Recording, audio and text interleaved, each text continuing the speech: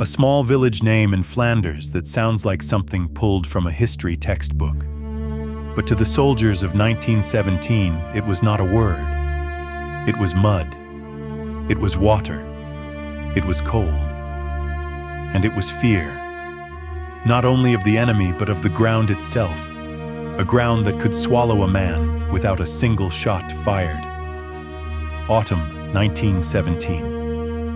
The Western Front is stuck in a permanent deadlock. No clean breakthroughs, only meters purchased with thousands of lives. The war has become a machine that demands fuel, and the fuel is human beings. Flanders is low country. Drainage ditches, flat fields, villages, roads raised on embankments. Before the war, people grew grain here, raised cattle, lived ordinary lives. Now the same fields sit under weeks of artillery thunder. Shells tear the soil apart, as if it's being ground into pulp. Craters fill with water. Ditches vanish. Trees are no longer trees, only black broken stakes. And the rain, common in Flanders even in peacetime, turns everything into one vast swamp. This is the third Battle of Ypres. For British command, it is an attempt to push the Germans off the ridge that dominates the terrain and relieve the pressure around Ypres. For the men in the line, it is another order to move forward into a place where standing is already impossible. By the time the Canadians arrive, the battle has been raging for months. The British have tried to take Passchendaele again and again. The line has moved, but too slowly. Losses have climbed, and now the commanders turn to the formation that has earned a rare reputation on the Western Front, the Canadian Corps. The Canadians were not magicians. They could not cancel the rain. They could not silence machine guns with a heroic speech. But they had already become known as a force that could do the impossible. Because it did the work with intelligence, stubborn discipline, and ruthless follow-through. And still, even the Canadian Corps looked at Passchendaele as a problem that bordered on unsolvable. Lieutenant General Arthur Currie, the Corps commander, was not a man who loved pointless assaults. He understood that bravery without preparation is just waste. Currie studied the ground and saw the truth immediately. Here, the enemy was not only German machine guns, not only artillery, not only concrete pillboxes. Here, the enemy was logistics. Here, the enemy was the earth. Because if you cannot bring ammunition forward, if you cannot bring food forward, if you cannot evacuate the wounded, then even the bravest soldier becomes a condemned man. Currie demanded time, not because he feared the fight, but because he understood the price. He wanted roads, duck boards, supply routes, casualty stations. He said it plainly.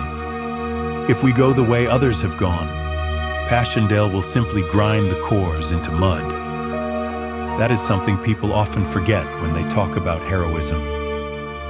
A hero is not only the man who goes forward. A hero is also the commander who does everything possible so that the men who go forward have a chance to come back. The Canadians began with what looks boring, but decides everything. They built corduroy roads from logs. They laid endless duck boards, thin lifelines across the swamp. They strengthened communications, marked routes, created reference points in a landscape where fog and mud erase even the horizon. They brought up artillery. In 1917, artillery is not background noise. It is the main power. The Canadians relied on the creeping barrage, a moving wall of fire that inches forward while infantry advances behind it, sheltering in its shadow. It demands precision and iron nerves. Fall behind, and machine guns cut you down. Move too close, and your own shells kill you. And then the moment arrives when preparation ends. All that remains is to climb out of the trench and step into the mud. The first assault begins in late October. Night, mist, rain. Men move forward in small waves, not a wide, dramatic charge, but hard labor. Take the first line, dig in, bring up machine guns, restore communications, wait for the next step.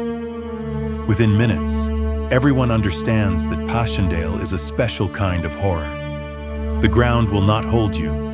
Every movement feels like pulling your legs out of cement. Water-filled craters look like ordinary puddles until a man drops into one up to the chest. Shell bursts throw mud into the air like fountains. Duckboards slip. And always there is machine gun fire from concrete positions that small arms can barely touch. In battles like this, heroism is rarely beautiful. It looks like this. A soldier falls, stands, takes 5 more steps, falls again. He is not thinking about flags.